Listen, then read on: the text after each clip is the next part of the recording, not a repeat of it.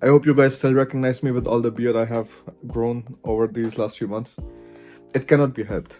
This year has been absolutely crazy. And this is also the reason why I couldn't record any kind of videos. I hope Aditya was taking care of you guys nicely. I saw the videos were pretty nice, the shots on Instagram and so on. I think all of that has been something which has been adding value so far. I will explain you a little bit where I was so that I can then share with you what are the plans that we have for the future now since I'm back on the channel. This year was a very interesting year. This year was with a lot of like good news, and it was also with a lot of like horrible challenges that we could have completely lived without. We bought the house where we finally decided to settle down on 15 January. And the first night we are sleeping here, we are sleeping in the living room because the bedrooms are not ready. There are no beds anywhere. And it's 15 January, that means in Europe it gets extremely cold. So first of all, it's cold, the heat pump is not working, we have some kind of issues, we start sleeping, and then afterwards we're on the sofa and we hear some kind of drops from the roof. Like what's going on? Like, can it really be water leaking through the roof? That was not mentioned when we were buying the house. And we put a bucket, and then afterwards, like tap tap tap, like water is dripping from the roof, and we're like, this cannot be real, because that's the worst kind of damage that you can have in a house, which is water damage. So that's how the year started for us. So from that moment onwards, and now it is November, I'm going to put you some photographs for how the kitchen is looking like right now. So all of the floor had to go, then we had to put some kind of styropor layers, and then afterwards we had to put like floor heating, things like that, so that it's not going to be as cold as it used to be in the house. So it was very interesting, but at the same time, like, we were gifted with a daughter in July, and that was the craziest experience that we had, because I was there when Alina was giving birth and so on. Like, I was in the room, I was seeing like how, like, intense all of that was. And this was something which I thought I would never really, I never wanted children, right? Like, so my idea was like, what's the point of having children? It's like an annoyance, it's inconvenient, you cannot travel anywhere, you cannot be spontaneous anymore, and so on. But it's like since the moment like we have this daughter, like, I just feel like you experience the kind of love that you would have never experienced otherwise, because this is not the same kind of love that you feel for your parents. It's not the same kind of love that you feel for your girlfriend or your partner. It's the kind of love that, like, I'm never going to let anything happen to this human being. And it is the feeling that this is my blood, this is my flesh, right? Like, it's like a part of you. That is something I find so interesting, that, like, a child just completely welds you and your partner together in, like, one single creation. And that is something I found super interesting. And the funny thing was, like, nobody was expecting that it's going to be a daughter. Everybody thought it's going to be a son, because in India you also have this kind of like craze of, like, being a son. But not just that, like, even Alina's family, everybody was like, it's going to be a son, it's going to be a son, we cannot imagine a daughter with you guys, like, it's going to be a son. And I was like, okay, great. As a boy, or like as a man, you do not know how to raise a daughter, because you were raised as a boy, right? So like, you do boy things, and like, you don't know, like, how women function, how they grow, and things like that. And that's why I was like, if it's a son, like, that's going to be great, because we can do so many things together. We can play games together, we can do some outside work together, we can do house renovations sometime in the future together, and so on. That was something which was really exciting. And then came a daughter, and like, at first you're like, what? Like, how is it possible? I was a little bit like surprised, because I didn't know, like, what do you do with the daughter? But then you realize, like, you can essentially do like all the same things that you do with the boy also with the daughter.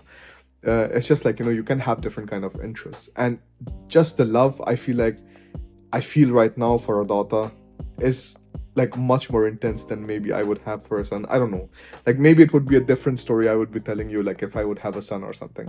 But I definitely feel a lot of love, a lot of connection, a lot of bonding, a lot of feeling of like not wanting to leave her and like go somewhere else. Like, this is the reason I say, like, in the world, like, you have two kind of people, like, you have the parents and you have everybody else. Because unless you're a parent, you simply do not experience that kind of love. And here's the funny thing, like, because you guys are watching me, and like, you guys have parents also, and like, this is the part where I feel like I can speak to your parents more, because I, as a parent, can understand like, you know, their concerns and their feelings and so on. And at the same time, I can also understand you guys, because I have gone through the journey that you're planning to go to, which is like, you know, starting somewhere from India or like other countries in the world, and then planning to start your life in Germany and like, you know, build a life and so on.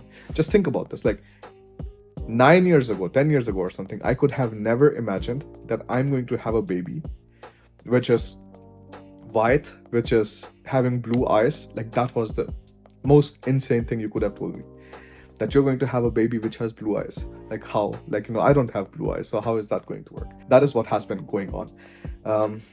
Yeah, spending time with the, you know, daughter, taking care of Alina, because I told her like, you know, your job is to take care of the child and my job is to take care of you and whatever is in the house. So when the child came, I started cleaning dishes and so on. Like when Alina was like pregnant, like towards the last stages, I was also like cleaning up in the kitchen, cleaning up the house a little bit. Now I take the child in the morning at 6 o'clock in the morning. She generally wakes up. I take her with me. I go to the other room so Alina can sleep for another 1-2 hours, because at night she cannot sleep. This is what is going on since the last 3 weeks, that we simply are not able to sleep. And this is the reason like where you also do not really have the desire or the strength of like, you know, picking up different projects. Now slowly we have a schedule. Now we are essentially at 3 or 4 months of age of the baby. Like we are out of the, you know, what do you say, like paternal leave situation, and now essentially I can get back and can help you guys, because yeah, now I think like it's time to kind of get back, because I see like some very interesting situations happening right now. And that is like, I think I was in constant touch with the team and things like that. So you must have heard about the German government situation right now. That is the Olaf Scholz, the Chancellor of Germany, fired the finance minister, Christian Lindner, of FDP. He is the party leader of FDP. That means everybody in the FDP who was having any kind of positions in the government, they also quit. They said like, you know, we are also not going to support the government anymore. So the government is going to get dissolved around like 15th January. And that is an interesting and like unforeseen thing, because you were not expecting like new elections happening so soon. But now the new elections are going to happen sooner than planned. So that's the first thing which is happening. The second thing is like, you know, some other things that I'm seeing, which is the direct application process for bachelors. And the next thing which I also see right now is a lot more forgeries in documents and things like that happening. We just recently got an email from a student where the student said that the university found out that the consultant submitted a fake Goethe Institute document. And when they found out, I will show you the emails and things like that, all of that like in the next videos, that the university essentially mentioned that like, we advise you not to enter Germany, because if you do, like we are going to press criminal charges. And these are very dangerous things which happen. And this is the reason when I say that like, if you're taking a consultant, like, you know, just make sure like it is somebody that you can rely on, because these could be people like who have very big name, things like that, from different kind of people, but in your particular situation they can still pull some kind of stunt which is not going to have any kind of liability on them, but it's going to be a huge problem for you guys. So like, seeing all these things, I think it's much better that I'm back. That's the main situation. If you want to sit down with me for one-on-one consultations, those are open now. The complete course for studying in Germany, that is open, and also the faster German courses for learning German from A1 to B2 levels, they're also open. So if you want to start any of these paths, you can do that. So again, thank you so much for such a long wait. Now I'm back. We're going to put out videos regularly every second day, so that you can keep an eye out for that, come back to watch a video and be a little bit further along in the entire process. Thank you so much for watching this video, and I will see you in the next one.